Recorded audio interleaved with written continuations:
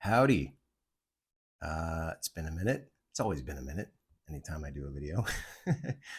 First of all, apologies for the audio. I'm using the world's worst microphone, and it's going to sound like I'm speaking in a sensory deprivation chamber or something.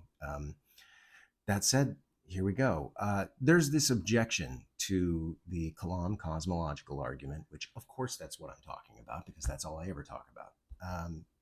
And every now and again, the objection kind of finds its way back into the popular level conversation, and it makes me cringe every time because, I mean, for one, it's an unnecessarily confusing objection and therefore not very effective. But also, I'm pretty sure, I think maybe it's possible, maybe that I started it. So this is all my fault. In 2010, when dinosaurs roamed the earth, I made this YouTube video called I Kalam Like I See Him, in which I argued that there is no empirical support for the premise that whatever begins to exist has a cause, since we've never observed anything actually beginning to exist, at least not in the sense the universe would have. We've only ever seen rearrangements of the same matter and energy that's always been there, and that doesn't justify the inference that if brand new matter and energy ever did pop into existence out of nothing, it would or could have been caused to do so. All I was trying to do was draw a distinction between ex materia and ex nihilo creation. I just didn't have the philosophical jargon down. But if you watch the video, it comes off like my objection depends on accepting mereological nihilism, which is the view that there are no composite objects. Roll tape. Well, things begin to exist all the time, right? This is observable to anyone. People begin to exist. Plants begin to exist. Chemicals begin to exist. Scott, even you began to exist, you may say. Well, not really. You can break me down into smaller and smaller pieces, remember. And by no account that we have has any of the stuff of which I'm composed ever come into existence, at least not in the same way that creationists believe the stars and planets literally came into existence. Everything that makes up me existed before I ever did. Scott isn't its own thing. Scott is just the configuration in which these 7 billion atoms are assembled. Everything you see in the universe today is the same exact stuff you would have seen in the universe 5 billion years ago or 10 billion years ago. Nothing's been added. Nothing's been taken away. The only thing different is the shape. When our human brains look at these trillions and trillions and trillions of tiny things interacting with one another, we think we're looking at one big thing, but we're not. What our brains perceive as that big thing isn't a thing at all. It's an occurrence. It's just something that trillions and trillions and trillions of tiny things are doing with each other. Now, mereological nihilism is not a hill I'm interested in dying on. In fact, whether or not it's true is a big fat red herring because we can frame the objection either way. If you think that the same old stuff being rearranged into a new shape counts as something new coming into existence, that's great. That we can use that language then. What matters is that we recognize the difference between that and something like God willing an entire universe into existence all at once out of nothing. Okay, why am I making this a big deal all of a sudden? Well, Cameron Bertuzzi of Capturing Christianity, just last week, released a video in which he and his guest, Dr. Justin Mooney, attempt to do away with this objection by discussing the problems with mereological nihilism as a position. And I just go, oh my God, this is my nightmare. Like it's happening all over again. We're going to start talking past each other. And it's not that it's a bad video even. It's a good video. It's like a really interesting discussion about mereology. It just fails to engage with the spirit of the objection. And I worry it's going to leave some people even more confused than they walked in. Enter Dr. Josh Rasmussen, who, upon the publication of Cameron's recent video, brought to my attention an article he wrote back in 2018 in response to Joe Schmid, in which he addressed what he calls the objection behind the objection. And I cannot tell you how much I appreciate that. Now, Josh says that Joe found that response to the objection satisfying, and he wonders if I might be satisfied by it as well. And that's what I want to talk about here. So basically, this is just a video for my friends, is what I'm getting at. It's for Josh and Joe and Cameron, but it's also going to focus heavily on William Lane Craig's defense of his causal principle, which is what started all this in the first place.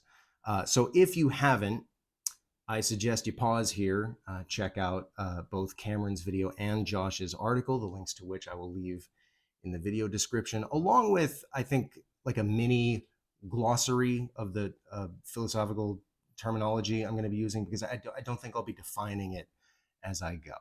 Right. So everybody caught up? Are you sure? Yeah? Good. Okay. In the article, Josh points out, or rather recognizes, that the objection is really about the way concrete things begin to exist so far as we've ever observed. Namely, we have no empirical experience of anything beginning to exist ex nihilo. Everything we've ever seen come into existence has been ex materia, as a rearrangement of previously existing stuff. So the objection would be, if something ever did come into existence ex nihilo, out of nothing, that would be such a radically different kind of phenomenon. Why should we think that our observations of ex materia beginnings would apply to that? And part of Josh's response to this, as I understand it, is to say, listen, it's not enough to point out that there's a difference between something coming into existence ex materia and something coming into existence ex nihilo. You have to explain how that difference is relevant to the question at hand. So how would coming into existence out of nothing, as opposed to as a rearrangement of previously existing stuff, make it the case that a cause is no longer necessary? Right? Because if you can't answer that question, you're just restricting a universal principle for no good reason, and we don't want to do that. And I think all of that is right. It's just that my answer to the question, is this difference a relevant one, is something along the lines of, oh my God, yes. So let me explain why. Now, I can only speak for myself, but I have this almost impregnably strong intuition that the affect-effect relationship is essential to causality. When a carpenter causes a table to begin existing, he is acting upon something. There is something available, wood, nails, lacquer, for him to affect, right? And it is this interaction between the affector and the affected that produces the effect of a table coming into being. But in the case of something beginning to exist ex nihilo, there is nothing to act upon, right? There is nothing available to be affected. And it just seems very implausible to me to suggest that an effect can be produced when nothing anywhere has been affected. In other words, it seems right to say that which doesn't affect anything has no effect and is therefore not a cause. So I should acknowledge here that I'm making a stronger claim, a more aggressive objection than the one Josh is responding to in his article, because I'm not merely asking why we should assume that something beginning to exist ex nihilo would have a cause. I'm actually giving a reason to think anything that begins to exist ex nihilo couldn't have a cause necessarily. So is it a relevant difference? Yes, in my view. Now, these are my intuitions, right? And all I can do is just tell you my intuitions. You may have different intuitions about which features of our empirical experience are and aren't essential to causality. But they can't all be, because then you start to have contradictions. William Lane Craig certainly has different intuitions than I do. And this is something that we discussed in our dialogue on Cameron's channel.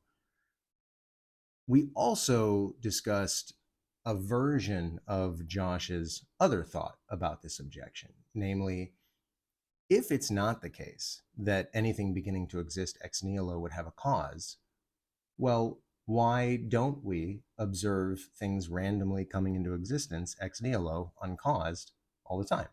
And for me, it's just, I think there are too many plausible answers to that question to keep me up at night. There's so much daylight between everything that begins to exist as a cause and anything could begin existing without a cause. Because I'm not ruling out the possibility that there are other universes that exist with ex nihilo beginnings. We just wouldn't be able to observe that. But it could be the case that concrete objects can't begin to exist ex nihilo, caused or not, within universes that have laws like the first law of thermodynamics. The bucket is already full, so to speak. To me, it's very plausible that the only kind of thing that could exist without an efficient cause or a material cause is something that has literally always existed and never not existed, which, by Craig's definition at least, the universe is. But there's a kind of language game I've thus far been playing along with. So permit me a short digression just to pop the hood on that. Just because the universe, the totality of time and space itself, may have had an earliest moment of its existence, does not mean that the universe came into existence out of nothing. For one, nothing is not a state of affairs, much less a state of affairs from which something might come. When Craig uses nothing in the context of his argument, he means not anything. If you ask me what I ate for breakfast, I would never say I ate not anything for breakfast. It would immediately hit your ear the wrong way because it's a bizarre and contrived use of English. I would simply say I didn't have anything for breakfast. And it's no less bizarre when a philosopher does it. Rejecting the conclusion of Craig's argument does not mean the universe came from not anything. Rather, it just means the universe didn't come from anything. But remember, we can also say this about God. Much like the universe, on my view, the God that Craig is arguing for, A, exists, B, didn't come from anything, and C, has an earliest temporal moment of his existence because God entered into time at the moment of creation, according to Craig. And this makes me curious why then the universe would require a cause when God would not. Craig's answer to this is that, I'm going to borrow his exact phrasing here, unlike God, there is no state of affairs in the actual world in which the universe exists timelessly. Now, that's certainly a difference. But returning to Josh's original point, it's not enough to point out a difference, right? We need to know how that difference is a relevant one. Because the implication here is that if there were some state of affairs in which the universe also existed timelessly, then it would not require a cause of its existence. Now, I don't even know if Craig would be comfortable conceding that, but if not, he'd have to come up with some other relevant difference, which does seem harder. So the question is, how precisely such a state of affairs makes that the case? And I don't know the answer to that. I don't even know what an answer to that might look like. Why would even something that exists at all points in time require a cause of its existence? But if only there were also a state of affairs in which that same thing existed at no point in time, it wouldn't. How do we connect those dots? I don't know. Okay, end of digression. Let me try to get back on track here. It's true that we don't want to multiply restrictions to a given universal principle beyond necessity. But here's the thing. Whether or not that's actually happening is going to depend on what we intuit as being necessary. Let's be clear, William Lane Craig's causal principle has restrictions. He's restricted it already. It's just that he believes those restrictions are necessitated by other things he believes to be true. For example, why isn't the principle whatever exists has a cause? Because that's less restrictive, right? And Craig's empirical experience of the world provides no exception to it. So why restrict the principle only to things that have beginnings? Why wouldn't something eternal also cry out for a cause? It still exists. It still needs an explanation of its existence, doesn't it? So what's the relevant difference? I mean, I suppose we could say that a concrete object that exists eternally can't have a cause because causes necessarily precede their effects in time. But if that's true, then the universe can't have a cause and the whole argument goes away.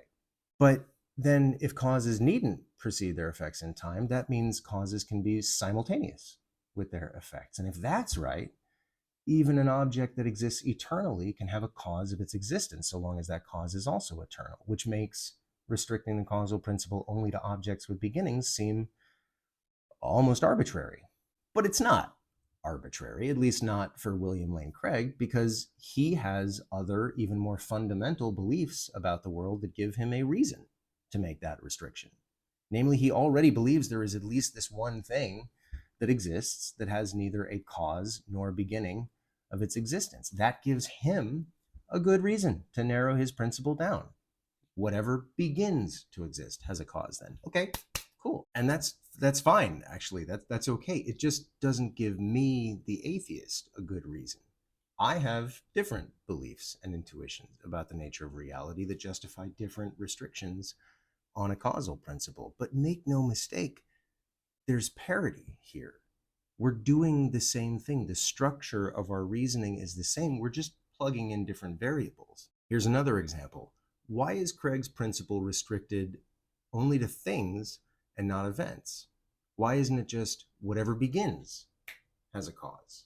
That too would be less restrictive, right? Except Craig has rejected that principle on several occasions. But why? Why think that events don't require causes, but substances do? He's never unpacked his reasoning publicly in any detail, but he did admit to me that it has something to do with his belief in libertarian free will, namely the free choices of personal agents being undetermined at least creates a potential exception to all events requiring causes, and he doesn't want his principle to be falsified by that, and so it's not part of his principle. Now, does that mean he's multiplying restrictions beyond necessity? I don't know. It kind of depends on how necessary you think libertarian free will is. For me, not at all. For him, immensely. And again, I don't think per se this is an illegitimate move on Craig's part. It's a totally reasonable way to build a worldview. What isn't reasonable is a double standard. And that's why in my dialogue with him, I posed the same kind of question that he and Josh would pose to someone like me, a sort of appeal to the consequence of that restriction. If it is not the case that whatever begins to occur has a cause, well, why is it then that we don't observe events randomly occurring uncaused all the time? Why hasn't my dinner table ever set itself uncaused? Why don't books spontaneously hover in the air, and so on? I also asked Craig about another little known caveat to his causal principle, which is that the word cause is ambiguous with respect to efficient versus material causation. The principle is not, in fact, that whatever begins to exist has an efficient cause. On Craig's view, something can come into being without an efficient cause as long as it has a material cause. But that's weird, because in everyday language, when we ask what caused something to begin existing, we're always talking about efficient causation. It would make no sense to say, for example, that marble is what caused the statue of David to begin existing just because marble is the stuff of which that statue is made. No, Michelangelo sculpting it is what caused it to begin existing. The term material cause is kind of a misnomer because it's neither the agent nor the act bringing something into existence. It's just the stuff that's being rearranged. A thing's material cause does not explain to us why or how that thing came into being. So my question was, if, on Craig's view, things can begin existing ex materia without anything efficiently causing them to do so, well, how does he explain the observation that chairs, footballs, skyscrapers, babies, and the infinitely many other shapes that atoms can take never spontaneously form all on their own?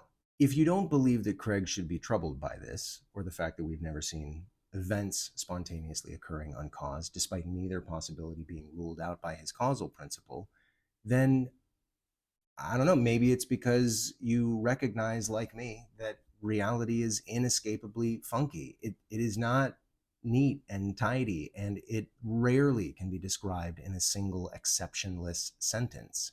It's hard. It's hard for us to decide which of our intuitions and observations should and should not be jettisoned in service of a robust, self-consistent, defensible worldview, because they won't all make the cut. What feels sillier and sillier to me the more I don't know, philosophically mature, for lack of a better phrase, is the idea that deductive arguments, like the Kalam cosmological argument, are the right tool for persuading someone to change their mind. And it's not that it never happens, it's just that any premise in an argument that isn't already accepted by one's audience needs its own argument, which will probably have premises that themselves need arguments, and so on and so on and so on. They don't actually prove anything. What deductive arguments are great for is mapping out the disagreement so you don't have to waste any time figuring out exactly where the points of contention are. And once you're there, then you can have a real conversation about which theory costs us less to maintain. And this is why I appreciate Josh's dialectical style so much, because that's exactly what he's doing in this article I'm responding to. It's not that he never uses deductive arguments. I mean, he does, but when he's trying to persuade someone, it's almost as if he knows better. So in conclusion, Josh asked 3 very thoughtful questions. So in conclusion, I'm going to try answering them as succinctly as I can. 1. Is any beginning relevantly different from any other? Yes, because given certain plausible views of causality, some beginnings lack the features that make causing them possible. 2. Why don't new chunks of reality ever appear from nowhere? We don't know that they don't. We just know that they don't within our universe, which has no room for them, as it were. 3. What is the simplest hypothesis that accounts for your observations? Okay. I don't think this is the right question to be asking ourselves, because the answer really would be something like everything has a cause, right? Not only is that about as simple as we can get a causal principle to be, it also accounts for all of our observations. Now, intrinsically, that makes it the most plausible, and yet we have good reasons, some empirical, some analytical, some intuitive, to think that can't be true. Simplicity and explanatory scope are theoretical virtues, absolutely, but a hypothesis doesn't really enjoy those virtues if it isn't creating the fewest new problems we have to solve, raising the fewest new questions we have to answer, positing the fewest new kinds of thing that would have to exist or occur. Now, to be clear, I know Josh agrees with all of this, and he has thought very, very carefully about his worldview. In fact, he never stops tinkering with it. What I'm subtweeting here is Craig's worldview, or at least the worldview his defense of the Kalam cosmological argument would commit us to.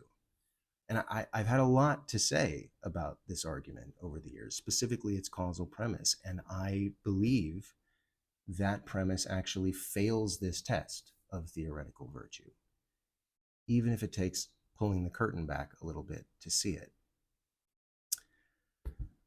Okay, that's it. That's all I got. No quippy ending this time. Love to know what Josh and Joe and Cameron, even William, think. But other than that, thanks for listening, and be good to each other.